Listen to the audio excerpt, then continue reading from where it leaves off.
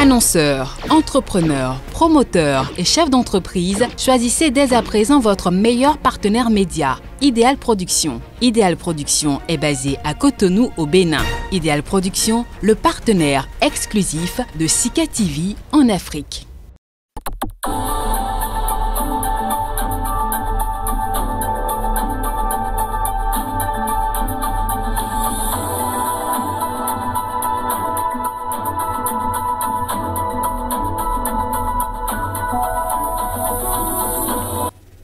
Bonjour à tous et merci de suivre Sika TV. Bienvenue dans votre journal éco.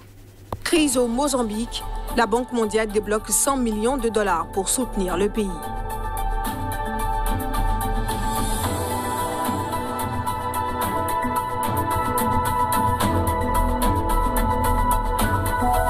Pour la première fois en 10 ans, le cuivre dépasse 10 000 dollars la tonne, porté par la forte demande chinoise et la mauvaise forme du dollar.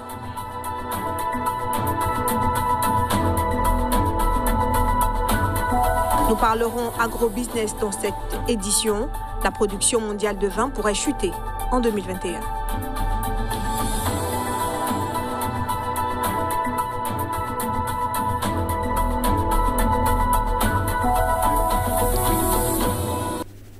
Alors que certains pays africains se réuniront autour de la France pour ce qui est appelé un New Deal, des données indiquent que ce pays doit encore revoir la notion de gagnant-gagnant avec certains de ses partenaires de la région, dont le Gabon.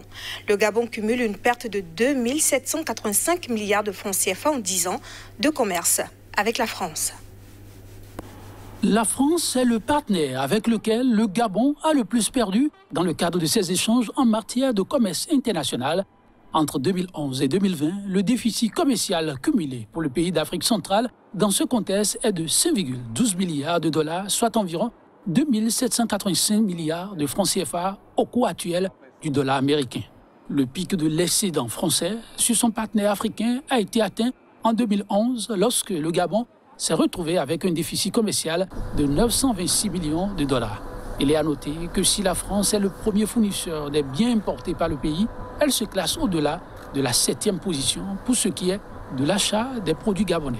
On note toutefois depuis 2014 un recul de ce déficit. Il est en effet passé de 736 millions de dollars à 336,3 millions de dollars, toujours selon les mêmes sources. On peut aussi relever qu'au-delà de ce déficit direct, des acteurs français du commerce international réalisent des marges via leur filiale basée en Côte d'Ivoire.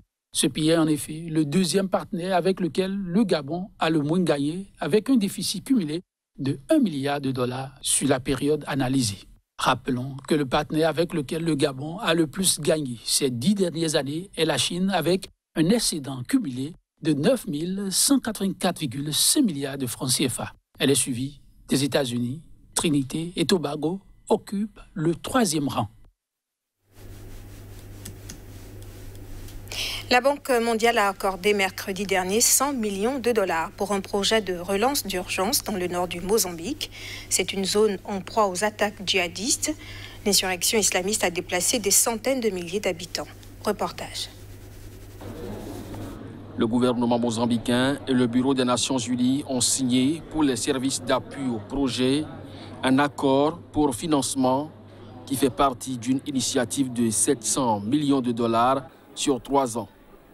Le président du Mozambique, Filipe Nyusi, a souligné que celle-ci allait permettre de sortir des familles d'une situation de vulnérabilité grâce à une intégration socio-économique.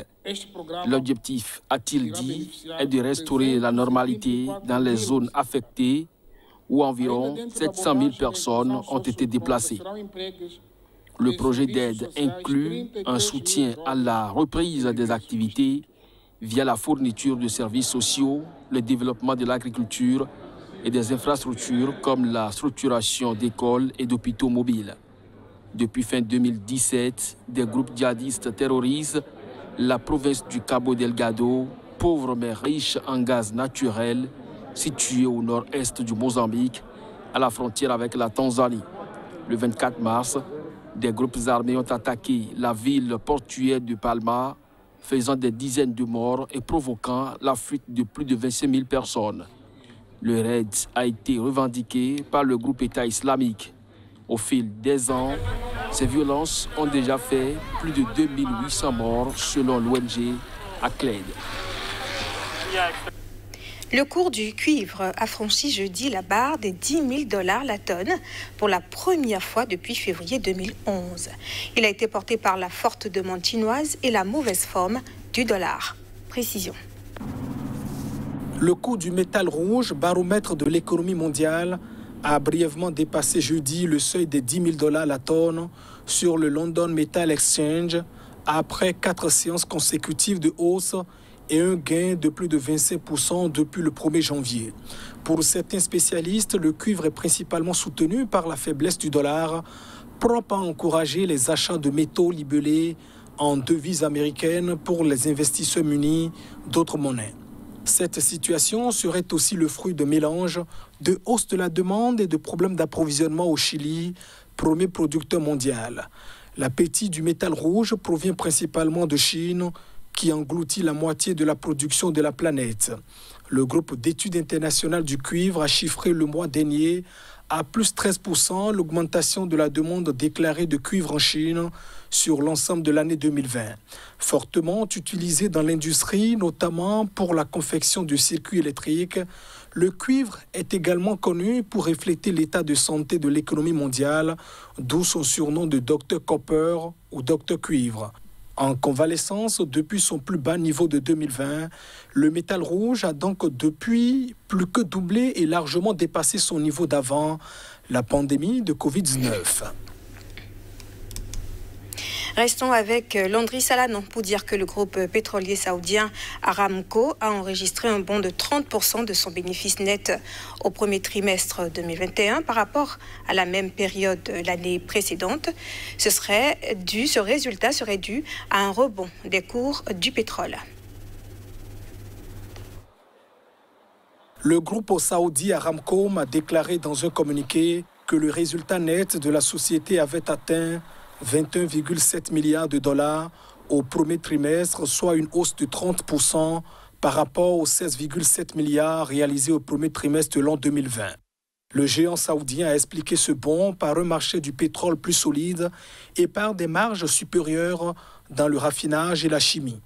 Les coûts du pétrole ont progressé ces derniers mois grâce à l'allègement des restrictions liées à la pandémie du coronavirus et aux campagnes de vaccination qui ont entraîné une relance de l'activité et de l'économie dans le monde. Le baril de Brent de la mer du Nord a atteint en moyenne 61,1 $ au cours du trimestre contre 50,1 $ un an auparavant et 44,2 $ au quatrième trimestre de l'an 2020. L'Arabie saoudite cherche à capitaliser sur ses atouts dans le domaine de l'énergie pour générer des fonds afin de financer ses ambitieux projets de diversification destinés à réduire la dépendance du pays envers les revenus pétroliers. Aramco a annoncé en avril avoir vendu pour 12,4 milliards de dollars une participation minoritaire dans une entreprise de pipeline à une firme américaine. Par ailleurs, le groupe a cédé en bourse en décembre 2019 une partie de son capital, récoltant 29,4 milliards de dollars. Le prince héritier Mohammed Ben Salman a indiqué fin avril que Riyad avait entamé des discussions avec une firme étrangère afin de lui vendre 1% du capital d'Aramco. Depuis 2019, la croissance de l'offre mondiale de vin s'essouffle. Si en 2020, le secteur a pu enregistrer une légère progression, l'année 2021 s'annonce plutôt délicate. En 2021, les perspectives s'annoncent moroses pour le secteur mondial du vin après une quasi-stagnation de l'offre à 260 millions d'hectolitres l'année dernière. En effet, selon de nombreux analystes, la production mondiale pourrait pâtir de la mauvaise situation de l'industrie vinicole en France, deuxième producteur actuel du breuvage après l'Italie.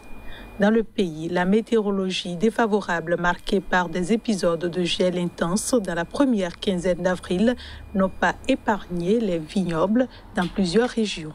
Selon les prévisions de France Agrimaire, cet épisode pourrait faire chuter la production française de vin du tiers de 15 millions d'hectolitres à 32 millions d'hectolitres. Pour le pays, il s'agirait du plus faible niveau depuis 2016 après le record de 2017. Cette contre-performance pourrait en outre lui faire perdre sa place de second fournisseur mondial si l'Espagne maintenait sa dynamique de croissance d'une année sur l'autre en 2021. Globalement, d'après les estimations de l'industrie, les pertes économiques pourraient être comprises entre 1,5 et 2 milliards d'euros. Pour rappel, la superficie du vignoble mondial est estimée à 7,3 millions d'hectares. L'agence anti-monopole russe a condamné le géant américain Apple à une amende record de plus de 12 millions de dollars. La multinationale est soupçonnée d'abus de position dominante. Retrouvons Alila Toudraman pour plus de précisions. L'agence anti-monopole russe a imposé à Apple une amende de 12 millions de dollars au taux actuel pour avoir abusé de sa position dominante dans la distribution d'applications mobiles sur le système d'exploitation iOS, selon le régulateur dans un communiqué. La plainte à l'origine de cette amende a été déposée par la société de cybersécurité Kaspersky en 2019. Le groupe russe accusait Apple d'avoir barré l'accès à une application de contrôle parental de Kaspersky au moment où le géant américain allait lancer une application similaire. Kaspersky avait indiqué dans un communiqué que Apple semblait utiliser sa position de propriétaire de la plateforme pour dicter les conditions et empêcher les autres développeurs d'opérer sur un pied d'égalité avec elle. Apple a annoncé dans un communiqué être en désaccord avec la décision du service fédéral anti-monopole russe et faire appel de la décision. Selon l'agence, Apple a un pouvoir discrétionnaire illimité qui peut conduire à une restriction de la concurrence. Le régulateur russe a ainsi demandé à l'entreprise d'abandonner le droit de rejeter des applications extérieures sur l'App Store. Les autorités russes ont renforcé récemment leur tour de vis sur Internet. La semaine dernière, l'agence a notamment ouvert une enquête contre Google et sa plateforme de vidéo YouTube, également pour abus de position dominante. Une loi entrée en vigueur le 1er avril rend par ailleurs obligatoire la préinstallation de logiciels ou d'applications russes sur tous les smartphones, tablettes, ordinateurs et autres objets connectés vendus en Russie. Et ce sera tout pour ces informations économiques. Merci de nous avoir suivis et restez avec nous sur Sika TV.